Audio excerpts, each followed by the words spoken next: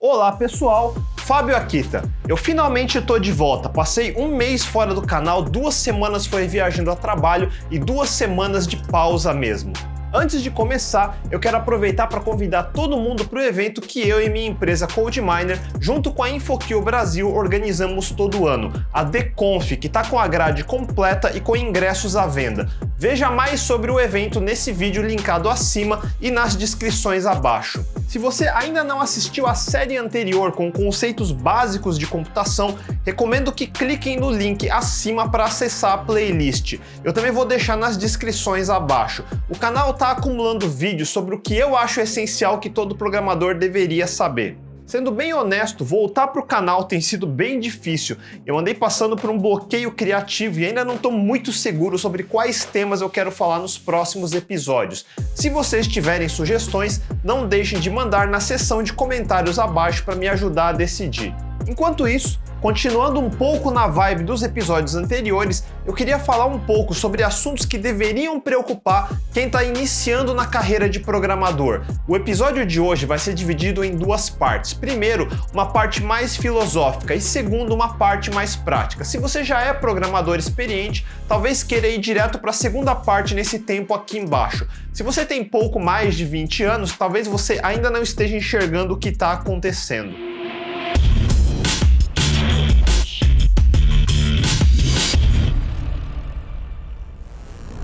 Vamos começar do começo. Alguém que se forma chefe provavelmente gosta de cozinhar, gosta de preparar boa comida, escolher bons ingredientes e criar uma boa experiência para os seus clientes. Alguém que se forma músico gosta de sons, melodias, arranjos, instrumentos e criar uma boa experiência para quem está escutando. Alguém que se forma um esportista gosta de se exercitar, puxar limites, pontuar e competir e criar uma boa experiência para os seus fãs. Alguém que se forma programador gosta de programar, de combinar tipos diferentes de código, solucionar problemas com código e resolver problemas reais para os seus clientes. E é simplesmente isso. Para ser um bom programador, o mais importante é gostar de programar, ser obcecado pela pura atividade de fazer código somente pelo código, experimentar diferentes combinações, experimentar diferentes ferramentas, diferentes hardwares, tudo que tem a ver com a arte de combinar códigos diferentes para se chegar na mesma solução de formas mais eficientes ou simplesmente esteticamente diferentes.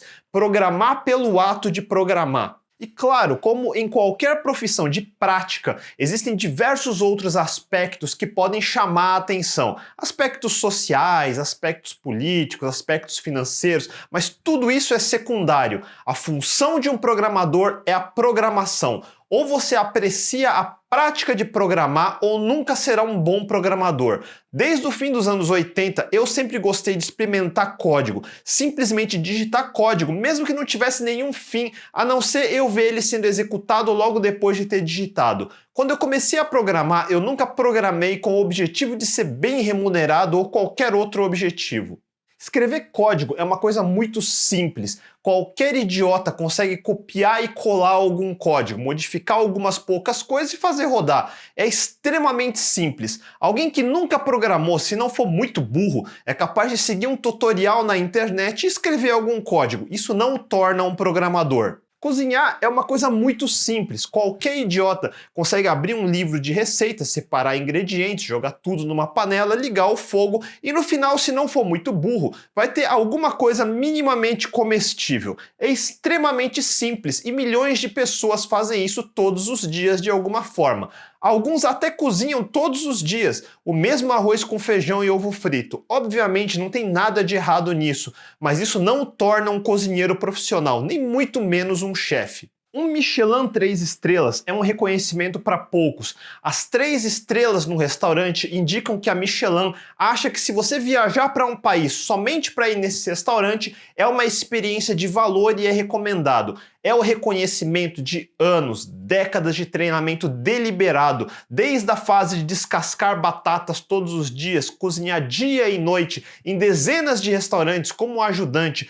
tudo em benefício de refinar a própria arte, até o ponto de ser capaz de montar, administrar e entregar uma experiência diferenciada no seu próprio restaurante. Não só com um menu fora do comum, mas a experiência completa, do momento que se cruza as portas na entrada até o pagamento na saída. Alguém que simplesmente sabe seguir receitas, não importa se cozinhou todos os dias nos últimos 10 anos, continua a milhas de distância de ser um chefe Michelin 3 estrelas.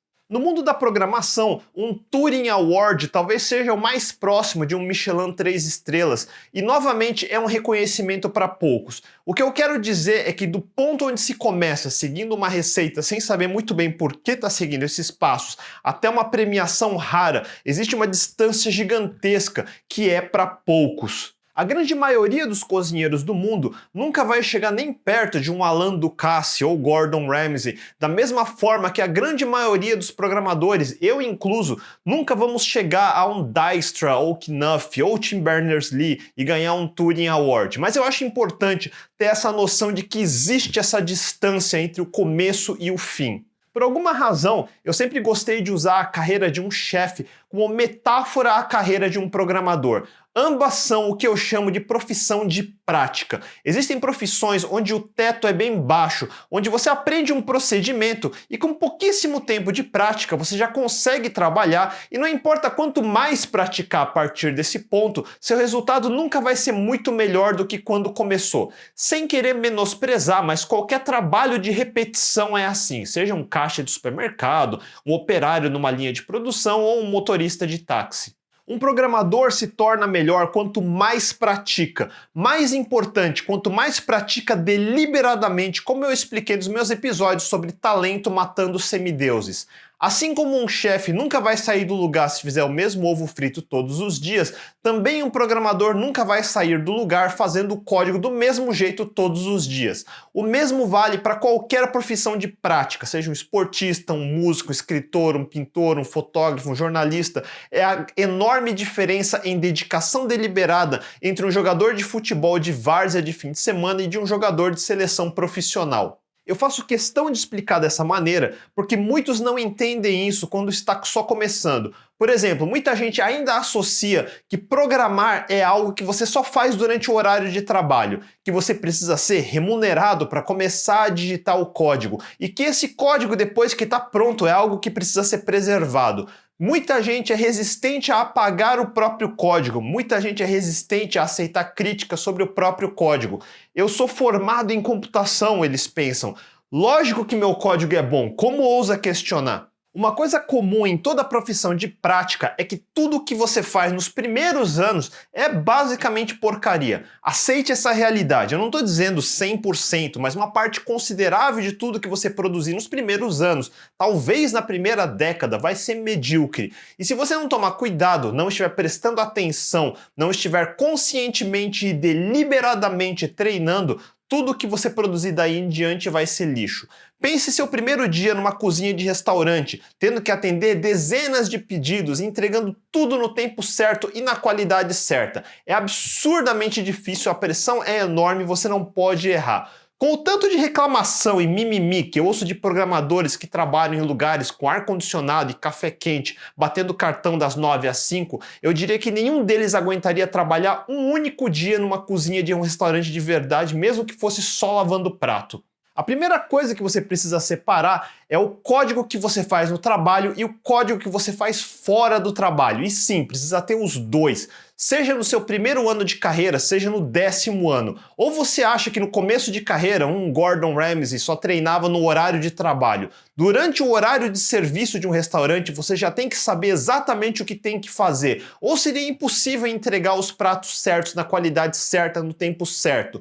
Durante o trabalho, você precisa entregar o melhor resultado do seu treinamento prévio. Mas aí a questão é, quando você treina? E a resposta não é agradável para quem entrou nessa área sem realmente gostar. É em todo o tempo que tiver disponível, especialmente no começo da carreira. Quando as pessoas falam que as faculdades não te preparam para o mercado de trabalho, especialmente as mais voltadas à ciência da computação, e muita gente prefere os cursos técnicos porque você sai com mais facilidade para conseguir trabalhar, a percepção não está totalmente errada, mas o pensamento está errado. De fato, quando você se forma como bacharel de ciência da computação, se a única coisa que você fez foi aparecer nas aulas, estudar o suficiente para tirar 5 nas matérias e passar na média, você não sabe fazer nada quando se forma. Se por outro lado você usou esse tempo para estudar para tirar 10, participou de todos os opcionais que pôde, fez grupos de prática com seus amigos e professores e praticou o quanto pôde, ainda assim você ainda não vai estar pronto, mas vai saber uma coisa que seus colegas da média não sabem: como praticar. O que ninguém nunca vai ter quando sai da faculdade se chama prática. Óbvio, para ter prática você precisa praticar. Se você treinou 1 hora todo dia, o ano todo, no máximo praticou umas 300 horas. Isso é extremamente pouco. Para comparar, um mês de trabalho de 8 horas são só 170 horas. Quantas horas você acha que precisaria praticar para conseguir cozinhar pratos diferentes durante as 5 horas do serviço de almoço de um restaurante? Quantas horas você acha que precisaria praticar para conseguir competir num jogo profissional de campeonato e não passar vergonha? Quantas horas você acha que precisaria praticar escrevendo para conseguir ter nível suficiente para publicar um livro que não fique pegando pó nas prateleiras? E por que você acha que com programação seria diferente? Agora, profissões de prática têm uma armadilha. Eu chamo da armadilha dos 80-20. Eu já falei disso em outros episódios, mas vou repetir hoje de novo. Digamos que você está começando a programar. Você notou que essas bibliotecas open source do Facebook, um React.js, tem uma boa demanda. Você resolve fazer um curso ou mesmo estudar aulas online sozinho. Com umas 40 horas de aula, você já é capaz de realizar tarefas simples. Se você tiver a oportunidade de integrar uma equipe em alguma empresa, e se não for muito burro, com alguns dias apanhando, você já será capaz de entregar algumas tarefas de verdade. Em algumas semanas você vai ganhar confiança nesse assunto, aprender mais alguns truques. Em 2 a 6 meses, se você não for muito incompetente, já vai ter adquirido uma boa fluência. Sim, é para ser assim rápido mesmo. Na minha metáfora da cozinha, é como você comprar um livro de receitas ou fazer um curso rápido de cozinha. Se você não for do tipo que reprova num teste psicotécnico e souber seguir instruções básicas, até você vai conseguir montar, digamos, alguns tipos diferentes de sushi em poucos dias. É muito simples. Em algumas semanas você pode até estar preparando para seus amigos e alguns deles podem até gostar. Em profissões de prática, sabendo muito pouco, você se torna capaz de entregar alguma coisa. Você se sente empoderado. E isso é um sério problema. Aceite a realidade que nesse estágio você continua não sendo muito melhor que um hobbyista amador. Tá longe, mas milhares de milhas de distância longe de ser melhor que um profissional em nível júnior. Claro que não existem tempos pré-definidos, algumas pessoas são mais dedicadas do que outras, mas no geral, ninguém deixa de ser júnior em menos de 1 ano. E não se sinta um sênior antes de uns 5 anos para mais, e somente se você se expõe a muitos cenários diferentes de prática deliberada. Muitos que não são da área podem ficar impressionados com o que você entrega, e isso é óbvio, porque quem está elogiando não é ele mesmo um praticante. Então tudo que um amador faz parece impressionante, mas um sênior de verdade sabe identificar facilmente e sem ambiguidade um outro sênior. Assim como um jogador profissional nunca vai ser enganado em campo por um amador. Basta chutar a bola para ele no meio da pressão do jogo e ver como ele se sai. No começo de carreira, para de ficar neurótico com questões de remuneração. Primeiro de tudo, aceite outra noção. Não existe média salarial. Eu quero falar disso em outro episódio, mas todo mundo tem mania de querer aplicar média em tudo. Média não se aplica em tudo. Média só se aplica em eventos independentes. Altura de uma população, notas numa prova. Salários não são eventos independentes. Diversas variáveis influenciam todos os salários por todo o mercado ao mesmo tempo. Salários se distribuem numa curva diferente da gaussiana. Apesar de não ser estatístico, eu diria que elas se aproximam mais de distribuições Power Law, uma distribuição cuja característica é não ter média. Você já viu distribuições assim, o 80-20 de Pareto, que foi usado para descrever como 80% das propriedades são na mão de 20% das pessoas. Essa distribuição é o que define quase tudo no mundo real. Por exemplo, seguidores em redes sociais. Não existe média de seguidores. Você tem 20% das celebridades acumulando 80% dos seguidores. A mesma coisa para as séries de TV mais assistidas. 20% das séries produzidas acumulam 80% da audiência. A mesma coisa para música, a mesma coisa para qualquer coisa do mundo real. E salários é a mesma coisa. Se você pegar mesmo dentro de uma empresa, você vai ter essa distribuição do maior para o menor salário. 20% das pessoas podem receber 80% da folha de pagamento ou algo nessa proporção. Não parece justo, como seria numa distribuição gaussiana que tem média. E não é para ser justo. O mundo não é justo. Por outro lado, significa que seu salário não precisa crescer de forma linear, constante. Ou seja, se você ganha hoje R$1.000 e ganha um aumento de R$100 depois de um ano, não é verdade que você só tem como aumentar mais 10% ano que vem. Você pode dar um salto maior, 15%, 20%. Você tem a oportunidade de dar saltos grandes quando conquistar seu lugar pela sua competência. Essa é a beleza dos mercados. Se 80% da riqueza está na mão de apenas 20% das pessoas, também significa que os acomodados e os que gostam da zona de conforto vão ficar eternamente disputando os 20% que sobram dessa riqueza com os outros 80% acomodados. Voltando ao assunto, eu disse que com pouco conhecimento, digamos 20% do que você deveria saber, você esteja nos 80% dos menores salários. É óbvio que uma hora você vai ficar impaciente e frustrado por nunca ganhar mais. Mas claro, você acha que sabe o suficiente porque sempre consegue entregar o que te pedem, mas você só consegue entregar poucos tipos de coisas. Você é que nem um cozinheiro que toda vez que te pedem ovo frito, você entrega ovo frito. Só que você só sabe fazer ovo frito. Quando te pedem uma salada, você se esconde atrás de alguma desculpa, tipo, eu não faço pratos vegetarianos. É como o Júnior de React que eu falei acima, quando pedem para subir um Docker. Eu sou front-end, não faço DevOps. Bem-vindo aos 80% da população. Notem que no começo eu tentei descrever um tipo muito particular de profissional, os que respeitam e apreciam a prática, não os que querem aprender meia dúzia de truques e ganhar salários que magicamente sobem todo ano. Um diploma, um certificado, uma validação de alguém ou entregar o básico não te garante nada, absolutamente nada. Você nunca vai subir na carreira fazendo sempre variações da mesma coisa, do mesmo tipo de código, do mesmo tipo de prato. Faça a conta mais básica. Se chegar nesse ponto foi razoavelmente fácil para você, também é fácil para milhares de outras pessoas que estão ingressando todos os dias no mercado de trabalho e estão se tornando seus competidores. Você fica feliz de ver que a barreira de entrada está cada vez menor e que toda hora todo mundo gosta de ficar cantando como é fácil qualquer um ser programador? Preocupe-se, lembre-se da lei mais básica do mercado, a lei da oferta e da procura. Quanto maior é a oferta de programadores, se a demanda do mercado não cresce na mesma proporção, tecnicamente a remuneração desse tipo de programador tende a cair. Se não ficou claro nos meus últimos vídeos, eu contei a história de como até 2001 programadores ruins eram remunerados muito acima do que deveriam, porque todo mundo investia nas .com como se fossem minas de ouro. Foi a grande era da exuberância irracional na tecnologia. Daí a bolha da internet estourou e de repente programadores ficaram sem emprego. Some a isso a terceirização em massa para a Índia e a profissão sofreu uma queda enorme, principalmente nos Estados Unidos. Demorou anos para o mercado se estabilizar e voltar a crescer. Daí, em 2008 e 2009, tivemos a grande crise do sistema financeiro que causou uma queda global em todos os mercados e a recuperação que tivemos no mercado de tecnologia também sofreu uma queda. Ao mesmo tempo, durante a crise, muitos começaram a acreditar que inovações da época nos mundos de cloud, big data, coletar dados massivos dos usuários e a recém-inaugurada era dos apps mobile por causa da revolução do iPhone poderiam se tornar grandes investimentos. Mas, ao mesmo tempo, iniciou uma era de novas tech startups que 10 anos depois se tornaram unicórnios. Uber, Airbnb, GitHub, Instagram, Snap, Pinterest, Netflix e dezenas de outros. Se você só vivenciou esse mercado a partir de mais ou menos 2009, você cresceu dentro de uma bolha, onde parece que tudo vai crescer para sempre. Eu sinto lhe informar que em breve essa bolha vai estourar como sempre estoura. Não é um talvez, é só uma questão de quando. Deixa eu ilustrar.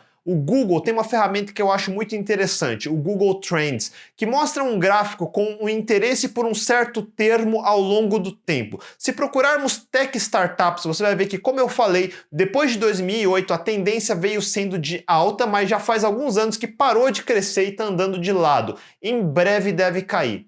Se procurarmos por TechCrunch, que é uma das principais publicações sobre tech startups, você vai notar que, se antecipando a tendência desde pouco antes de 2008, ele veio crescendo, atingiu pico em 2011, mas desde então já reverteu e só vem caindo. Mesmo se procurarmos sobre o famoso Node.js do mundo de JavaScript, você vê que desde 2009 ele veio crescendo em interesse até bater o pico em 2014 e 2015 e desde então já reverteu a tendência. Dependendo do que procurar sobre o assunto, vai ver que as tendências vieram crescendo, já atingiram um pico e estão revertendo, ou estão começando a confirmar uma resistência. Se eu tivesse que chutar, eu diria que o mercado pode começar a ficar muito diferente a partir de 2021 já. Talvez leve um pouco mais de tempo. Eu venho esperando por esse novo ciclo faz tempo, e já no fim do ano passado, quando a Nasdaq sofreu uma queda que pegou muitos de surpresa, todos os analistas financeiros começaram a concordar com esse cenário. A partir de fevereiro desse ano, você podia ver na Forbes, Financial Times, Washington Post, New York Times, CNBC, todo mundo chegando às mesmas conclusões. Os investimentos no mercado de tecnologia estão crescendo de forma desenfreada faz 10 anos. Existe liquidez excessiva no mercado. Só em 2018 surgiu um novo unicórnio, que são empresas avaliadas em mais de $1 bilhão a cada 4 dias. São mais de 300 unicórnios pelo mundo, somando mais de $1 trilhão de valuation. Para piorar, os IPOs desses unicórnios vêm se provando muito abaixo das expectativas. Segundo a CNBC, o IPO da Snap, que saiu em março de 2017, começou a $17 por share. Chegou a dar um pico positivo de 44% no primeiro dia, mas desde então caiu para $11 por share. A Blue Apron abriu o IPO com $10 por share em junho e agora está a $3. A Fitbit abriu em 2015 a $45 e agora está a $5. Duas estrelas dessa geração de unicórnio, a Lyft, abriu a IPO este ano com shares a $88 e hoje está na faixa de $61. Mesmo o Uber começou em queda e está perto do mesmo preço de abertura, nada bombástico. Antes do IPO tinha um valuation de mais de $80 bilhões. Os otimistas esperavam que depois de abrir capital ele subisse para 120 bilhões, mas isso não se concretizou. E ela representa o tipo de startup que veio sendo criado nesses últimos anos, com receita de 11 bilhões, prejuízo operacional de 3 bilhões e déficit de 8 bilhões. A exuberância irracional dessa bolha criou empresas que trabalham com cash flow negativo. Vamos colocar dessa forma, eu tomaria cuidado em apostar numa tech startup que opera com cash flow negativo, ou seja, que não dá lucro e não tem planos no curto prazo para reverter. Especialmente se você estiver apostando morar fora do país ou algo assim. Esses planos vão ser cortados muito em breve. Ninguém é capaz de prever o futuro. Tudo isso pode não se concretizar, mas ser antifrágil significa apostar em alguma coisa que se você perder não vai fazer falta, mas se ganhar vai ser ganhar muito. Se você for sentir falta do que pode perder, não aposta. É a regra básica de todo investidor. Segundo a Forbes, as valuations de unicórnios estão ridiculamente infladas. Quão inflado? Um estudo de 135 unicórnios americanos, os que foram avaliados valendo mais de $1 bilhão, sugere que depois de ajustar termos que inflam valuation, como diferentes classes de ações, pelo menos metade, 65 dos 135, perdem o status de unicórnio. Como a Forbes descreve, é um monte de mulas disfarçadas. Uma das desculpas para essas valuations absurdas é que a prioridade número 1 é a aquisição de clientes para data mining dos dados dos usuários. Muitos têm considerado isso até mais importante do que receita e lucro. Você ficou chocado com o vazamento dos dados da Cambridge Analytica no escândalo do Facebook? Você trabalha em tech startups de cash flow negativo? Parabéns! Você faz parte do modelo de negócios de acumular e vender usuários. Assim como foi no ano 2000, pré-crash da bolha da internet, os empreendedores acreditam que simplesmente funding de venture capital é um modelo de negócios em si mesmo, o que é um absurdo. Eles realmente acreditam em dinheiro que nasce em árvore. Considere que 80% das empresas que abriram capital ano passado não são lucrativos. O maior número desde o pico da bolha das .com em 2000, quando 81% das empresas que abriram capital naquela época não tinham lucro. Foi em 2009 que você viu surgindo o movimento de Lean Startups por causa do livro do Eric Ries, o surgimento acelerado de coworkings como WeWork, incubadoras e Venture Capital que começou a aparecer. Pense que, por coincidência, tudo convergiu nesse momento. As tecnologias de internet ganharam escala, principalmente depois do surgimento da AWS em 2006, a ideia de web applications que competem com aplicativos nativos de desktop depois do Gmail também de 2006, o crescimento exponencial das redes sociais por causa do boom do Facebook, a revolução do iPhone em 2007, o lançamento da App Store em 2009, tecnologias de geolocalização, a possibilidade de Big Data, o barateamento da banda larga de armazenamento possibilitou coisas como Dropboxes. Tivemos a crise de 2008 e 2009, onde o sistema financeiro entrou em colapso e deixou milhões de desempregados, e a inovação tecnológica permitiu muita gente se recolocar, por exemplo, como motoristas de Uber ou Lyft, ou alugar suas casas via Airbnb. Plataformas como Shopify, Wix, Square tornou mais fácil para as pessoas abrirem microempresas. Plataformas de compra coletiva na época, como Groupon, explodiram entre 2010 e 2011. A tecnologia nesse ponto ganhou figura de salvador da pátria, e o mercado de SaaS ganhou força como a fundação desse novo crescimento. Mas tudo isso está chegando ao fim. Como diria Jorge Santayana, aqueles que não se lembram do passado estão condenados a repeti-la. E de fato eu lembro da devastação que foi o crash da bolha das .com. O mercado perdeu todo o seu valor, levou 2 décadas para recuperar e hoje jamais que ultrapassamos o pico da exuberância irracional daquela época. E novamente citando ditos populares, quanto maior o tamanho, pior vai ser a queda. Eu gosto de ser mais conservador. Eu detesto ser otimista demais porque os otimistas são os primeiros a cair quando uma crise aparece. Especialmente uma que já está dando sinais cada vez mais claros. Eu sou um cético pragmático. Eu já sobrevivi a 2 ou 3 grandes crises. Sobrevivi os anos 90, os anos 2000, os anos 2010. Cada década teve uma crise e eu realmente nunca tive grandes problemas durante esses períodos de transição. E o ponto de dizer tudo isso é porque durante minha carreira eu segui exatamente a descrição anterior sobre a minha profissão. Quando o mercado acumula gente demais e de repente a demanda some, quem você acha que as empresas mantêm e quem você acha que elas abandonam?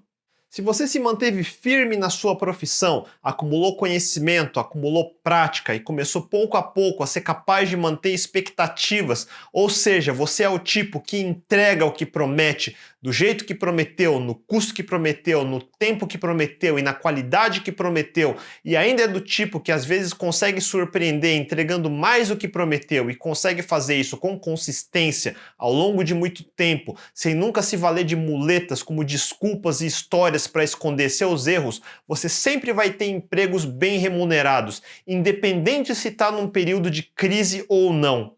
Se por outro lado você associa sua profissão diretamente com brindes imbecis como um Nespresso melhorzinho ou piscina de bolinhas ou sala de Xbox, que acha que já é bom o suficiente porque alguém te dá feedbacks positivos com frequência, que acha que sua qualidade de vida de trabalhar menos de 8 horas por dia é a prioridade e por isso só programa durante o horário de trabalho e ainda programa pouco porque procrastina a maior parte do tempo fazendo fofoca no WhatsApp, gosta de ir em evento porque é mais um dia que não precisa trabalhar e ainda ganha para isso, fica mudando de emprego com frequência porque outra empresa te paga um pouquinho melhor para fazer a mesma coisa. Bom, boa sorte para você na próxima crise. A maior recompensa sempre vem para aqueles que jogam o jogo do longo prazo. Os que procuram ganhos de curto prazo tendem a ser varridos da história. Sua profissão é programação. Eu espero que você goste de programar. Para de ouvir a autoajuda glorificada de celebridade de startup ou fake coach ou fake mentor. As contas precisam sempre fechar. Gastos desenfreados sem um retorno sustentável é claramente uma bolha. Ou você acha que piscina de bolinha serve para alguma coisa a não ser ostentação? Aliás, aproveitando, da próxima vez que você vê um coach de inovação, me faça um favor, pergunta para ele quantos patentes ele tem. Ou se achar um mentor de empreendedorismo, pergunta para ele quantas empresas lucrativas de mais de 10 anos ele tem. O recado é muito simples. Se você for um aventureiro especulador e quiser navegar na onda de dinheiro fácil, ainda é possível. Os aproveitadores de plantão estão todos fazendo isso. Mas se você está no papel de quem está acreditando em Papai Noel e em dinheiro infinito, negligenciando sua carreira em troca de promessas vazias como stock option ou algo assim, sinto dizer que a maioria de vocês vai perder. Aliás, nunca caiam nesse golpe das stock options. Em resumo muito resumido, o conceito é te pagar menos em troca do direito de ter opções de compra das ações quando a empresa abrir capital. Porém, quando isso acontecer, você tem a opção da compra que você precisa exercer, comprando as ações. Só que você veio ganhando menos do que o normal e ainda vai precisar acumular dinheiro para exercer essa compra. E nada garante que você vai se dar bem. Veja os casos da Amazon ou do Uber. Entenda uma coisa, os únicos que vão ganhar dinheiro de verdade nesse mercado são os venture capitalists. E eles não estão errados. Você com sua stock option ainda pode ser diluído e o que você for exercer não vale quase nada. Problema seu que acredita em conto de fada. E apesar de parecer uma mensagem apocalíptica, se o cenário que eu descrevi acontecer, eu consideraria uma correção saudável. Nenhum mercado se beneficia de crescimento constante e sustentável. Mercados precisam de correção. Mesmo depois do crash das .coms e centenas de empresas falindo e milhares de desempregados, o resultado ainda assim foi bom. O legado da exuberância do ano 2000 foi a colossal infraestrutura de fibra ótica que foi construído no meio da loucura acelerada. Foi isso que possibilitou as redes de banda larga cabeadas e wireless e a exploração das tecnologias como smartphone. Como disse a The Guardian, alguma coisa positiva sobrou de toda a loucura, mas essa atual bolha, já que ela não construiu grande coisa, o que vai deixar para trás vai ser só um sorrisinho amarelo, como em Alice no País das Maravilhas. A maioria dos grandes unicórnios surgiu no vácuo da crise financeira de 2008 e 2009, porém chegaram no ponto onde eles precisam abrir capital para continuar crescendo no ritmo absurdo de agora. E é quando o capital é aberto que a verdade aparece e todos vão ver que a valuation que acreditavam na verdade não existe, e isso gera desespero e uma corrida para vender e estancar o sangramento. E quando isso começa a acontecer de forma generalizada é quando vamos ter o crash. O fato é que a grande maioria dos unicórnios de hoje não valem uma fração do que os investidores acham que vale. E em algum momento essa conta vai ter que fechar, e ela não vai. E sob as cinzas dessa geração é que vai surgir o ciclo dos próximos 10 a 20 anos. Eu mal posso esperar. A ideia do episódio de hoje foi delinear um pouco da filosofia que eu vejo em profissões de prática por gostar da prática em si, e não em profissão enquanto aprender procedimentos rápidos para ganhar dinheiro rápido, cego por estar num mercado com alta demanda, num ciclo que pode estar acabando. E o recado é muito simples, você está vivendo hoje num mercado que globalmente paga mais do que deveria. Fica esperto, essas coisas nunca duram. Se você está sentindo dificuldades hoje, vai ficar pior. Por outro lado, quem está conseguindo se enganar surfando na onda vai tomar um caldo muito em breve. Nos próximos episódios eu vou encorpar um pouco mais minha definição de um profissional de desenvolvimento de software em particular. O assunto ainda não está terminado e tem várias coisas que eu estou deixando para os próximos episódios, mas se quiser discutir o assunto, mande nos comentários abaixo. Se gostou do vídeo, mande um joinha, assine o canal e clique no sininho para não perder os próximos. E não deixe de compartilhar com seus amigos para ajudar o canal. A gente se vê, até mais!